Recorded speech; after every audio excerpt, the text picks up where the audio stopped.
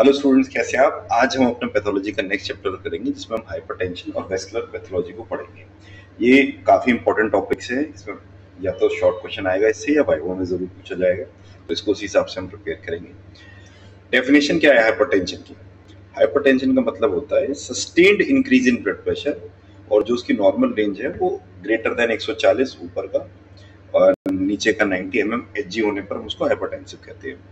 Essential या primary hypertension क्या है? देखिए 90% जो हाइपरटेंशन मिलती है उसके पीछे कोई एक सिंगल क्लॉज नहीं होता, और असेंशियल इसलिए बोलते हैं कि ज्यादातर लोगों को वो होता ही होता है।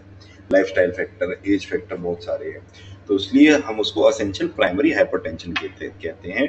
एंड अगेन इसमें कोई एक सिंगल कॉज नहीं होता। सेकेंडरी हाइपरटेंशन जो होता है वो केवल 5 या 10% लोगों में होता है, और ये किडनी डिजीज, एंडोक्राइन डिसऑर्डर्स की वजह से होता है। जनरली किडनी डिजीज इसका बहुत बड़ा कारण माने गए। जिन लोगों को हाइपरटेंशन नहीं पता उनको हिंदी में समझाता हूँ कि पाइप में प्रेशर ज्यादा हो गया। टाइप्स ऑफ हाइपरटेंशन क्या होती है? प्राइमरी, सेकेंडरी और मैलिग्नेंट। प्राइमरी हमने देख ही लिया, जो हर किसी को होता है। ये मल्टी फैक्टोरल होता है, जेनेटिक कॉजेज, एनवायरनमेंट, आपके वर्क स्ट्रेस में क्या है, कितना आप एक्सरसाइज कर रहे हैं, नहीं कर रहे हैं।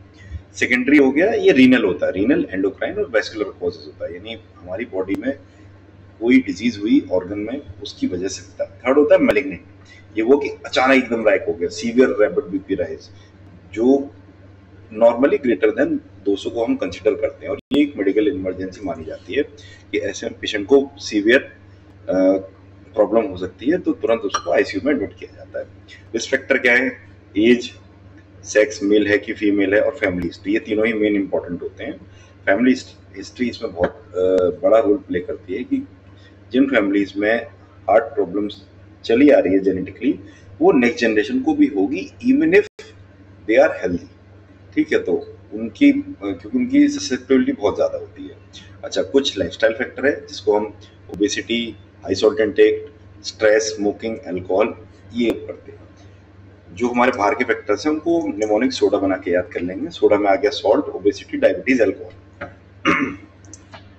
पैथोजेनेसिस ऑफ हाइपरटेंशन क्या है? पैथोजेनेसिस अगेन हम शॉर्ट में पढ़ेंगे क्योंकि ये सीपीडीसी में मैंने चेक कर लिया था, ये नहीं पूछा जाएगा। नीचे बेनाइन और मैलिग्नेंट पूछा जाता है ज़्यादातर, लेकिन फिर भी हमको इसका बेसिक नॉलेज होनी चाहिए। तो it is an interaction of genetic plus environmental factors. इसमें कई सारे मैकेनिज्म होते हैं। सबसे पहले तो वैसोकंस्ट्रिक्शन, फिजियोलॉजी में आपने पढ़ा होगा। सोडियम रिटेंशन से कैसे ब्लड की वॉल्यूम इंक्रीज होती है। फिर आ गया over activity of RAS system, Réunion angiotensin system, और ये मैं समझता हूँ कि जितने भी मेडिकल डॉक्टर्स हैं आप सब लोगों ने डिटेल में पढ़ा होगा। मेरे एग्जाम में भी रेनियन एंजियोटेंसिन सिस्टम आया था, ये उतना पुराना है तो इसको ज़्यादा इसमें डिटेल में नहीं जाएंगे। अच्छा, increase in the sympathetic nervous system activity. ठीक है, बेसिकली इसमें क्या होगा कि जो बॉडी का जो रेगुलेशन है ब्लड प्रेशर को कंट्रोल करने का, वो खराब हो जाता है। फिर आगे हमारा benign versus malignant hypertension. Benign hypertension में स्लो राइज होता है, लॉन्ग कोर्स बहुत सालों से होता हुआ आ रहा होता है, और इसमें हमें हाइलिन आर्टियोस्क्लेरोसिस मिलता है। ठीक है, मैलिग्नेंट एब्रप्ट होता है, एकदम झटके से राइज कर दिया ग्रेटर देन 200, और यहाँ पे हाइपरप्लास्टिक आर्टियोस्क्लेरोसिस होता है। ठीक है, ये हाइलिन और हाइपरप्लास्टिक हम नीचे डिटेल में पढ़ेंगे। देखिए, बेनाइन जो होता है वो साइलेंट किलर होता है, मैलिग्नेंट जो होता है इमरजेंसी होती है। तो अब देख लेते हैं हाइलिन वर्सेस हाइपरप्लास्टिक आर्टियोस्क्लेरोसिस। हाइलिन आपको मिलेगा बेनाइन हाइपरटेंशन में और डायबिटीज में, मतलब धीरे धीरे जो बॉडी में डिकम्पोजिशन हो रहा है वहाँ पे हाइलिन आर्टियोस्क्लेरोसिस होता है, झटके से नहीं होता। इसमें पैथोलॉजी क्या है? प्लाज्मा जो प्रोटीन्स होते हैं वो सेल वॉल में लीक होते रहते हैं, उसकी वजह से वहाँ पे एक पतली पतली लेयर सी बननी चालू हो जाती है जिसको हम पिंक ग्लासी थिकनिंग बोलते हैं। इसकी वजह से होता क्या है जो डायमीटर होता है आर्टरीज का वो धीरे धीरे कम होना चालू हो जाता है, बट ये ग्रेजुअल होता है, ये झटके से नहीं हो रहा है। और इसमें क्या होगा? ऑर्गन पे बेनाइन नेफ्रोस्क्लेरोसिस होगा, यानी ऑर्गन का फंक्शन धीरे धीरे कम हो जाएगा, डैमेज होना चालू हो जाएगा। इसको आप कैसे याद रखेंगे? जो लोग पहली बार पढ़ रहे हैं, पाइप की इनर वॉल पे सीमेंट की कोटिंग चढ़ गई, आपने प्लास्टर कर दिया उस पर, वो ये होगा। फिर आगे हमारा हाइपरप्लास्टिक आर्टियोस्क्लेरोसिस, ये मैलिग्नेंट हाइपरटेंशन में आपको दिखता है।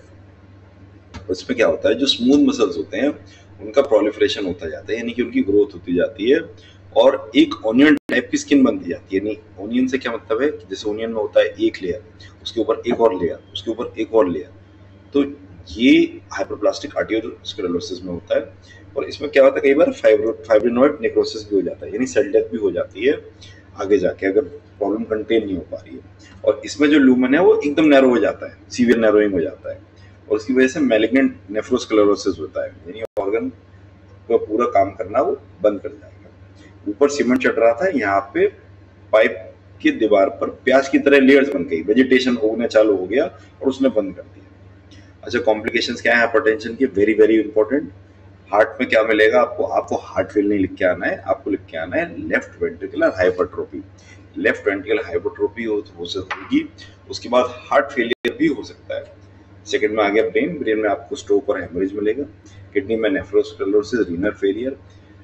अच्छा, जिन लोगों को नेफ्रोस्क्लेरोसिस नहीं पता, देखिए किडनी एक ऑर्गन है, उसके अंदर भी ब्लड सप्लाई जारी होती है। तो अगर उसके अंदर जो आर्टरी और आर्टरियोल्स है, वहां पे अगर प्लाक जमा हो जाएगा, वहां पे उसके फ्लो में दिक्कत आएगी, तो हम उसको नेफ्रोस्क्लेरोसिस कहते हैं। और आई हाइपरटेंसिव रेटिनोपैथी, ये बहुत कॉमन है, जो आपने देखा होगा। जिन लोगों की ब्लड प्रेशर हाई रहता है, वो मैनेज नहीं कर पाते, मेडिकेशन नहीं ले पाते, उनका रेटिना डैमेज हो जाता है, क्योंकि एक हाइपरटेंशन की वजह से एक्सेसिव प्रेशर बना रहता है रेटिना पे।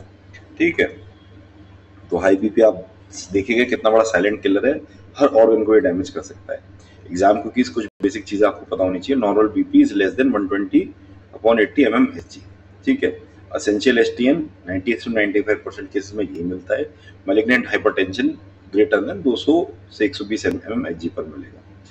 बिनाइन हाइपरटेंशन में हाइलिन आर्टियोस्क्लेरोसिस में होता है, ये वेरी इंपॉर्टेंट। अगर आपको हाइलिन आप तैयार भी नहीं करके जा रहे तो इतना तो पता होना चाहिए बिनाइन हाइपरटेंशन में क्या हो रहा है और मैलिग्नेंट हाइपरटेंशन में क्या हो रहा है। मैलिग्नेंट हाइपरटेंशन में हाइपरप्लास्टिक आर्टियोस्क्लेरोसिस होता है। ठीक है, मेजर कॉम्प्लिकेशंस आपने देख लिया, हार्ट पे आता है, ब्रेन पे आता है, किडनी पे आता है, आई पे आता है।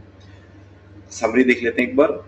बिनाइन हाइपरटेंशन में माइल्ड टू मॉडरेट राइज होता है, मैलिग्नेंट हाइपरटेंशन में सीवियर राइज होता है। बिनाइन हाइपरटेंशन ग्रेजुअली धीरे धीरे धीरे धीरे होता है, और मैलिग्नेंट एब्रप्ट झटके से होगा एकदम। अच्छा, घाव कैसे होंगे, ये वैस्कुलर लीजन कैसा होगा? बिनाइन में हाइलिन आर्टियोस्क्लेरोसिस मिलेगा, और मैलिग्नेंट में हाइपरप्लास्टिक ओनियन स्किन मिलेगी, प्लस नेक्रोसिस भी होगी, नहीं सेल डेथ भी होगी। बाकी बिनाइन में हार्ट, किडनी, ब्रेन पे मेन डैमेज आता है, और मैलिग्नेंट में किडनी नेक्रोसिस होता है, सीधे सीधे हार्ट फेलियर होता है, CHF। प्रोग्नोसिस देख ली, बिनाइन अगर आप ट्रीटमेंट लेंगे तो काफी साल जीत जाते हैं, और मैलिग्नेंट अगर ट्रीटमेंट लेंगे तो 1-2 साल में खत्म हो जाएगा। अच्छा, कई यूनिवर्सिटीज में मैंने देखा हाइलिन वर्सेस हाइपरप्लास्टिक पे क्वेश्चन पूछा जाता है, या फिर वाइवा में जरूर पूछा जाएगा, तो मैं इसके पॉइंट्स आपको बता देता हूँ। हाइलिन आर्टियोस्क्लेरोसिस आपको बताना है कि बिनाइन हाइपरटेंशन और डायबिटीज में होता है, और हाइपरप्लास्टिक में हाइपरप्लास्टिक आर्टियोस्क्लेरोसिस मैलिग्नेंट हाइपरटेंशन में होता है। पैथोलॉजी क्या होती है? प्लाज्मा वॉल्स लीक होगा, प्लाज्मा प्रोटीन लीक होंगे, उससे एक पतली लेयर सीमेंट टाइप का प्लास्टर हो जाएगा, और यहाँ पे क्या होगा, ओनियन स्किन हो जाएगी, यानी स्मूथ सेल्स ग्रो करे जा रहे हैं, तो एक लेयर बढ़ती जा रही है उनकी। हाइलिन में नैरोइंग ग्रेजुअल होती है, और हाइपरप्लास्टिक में सीवियर होती है। यही मेन है इसका, और इसी तरीके से ये चैप्टर हमारा बहुत अच्छे तरीके से हुआ है, एंड वेरी इंपॉर्टेंट चैप्टर है। मैं अगेन इसलिए रिपीट कर रहा हूँ, तो इसको ढंग से तैयार कीजिए।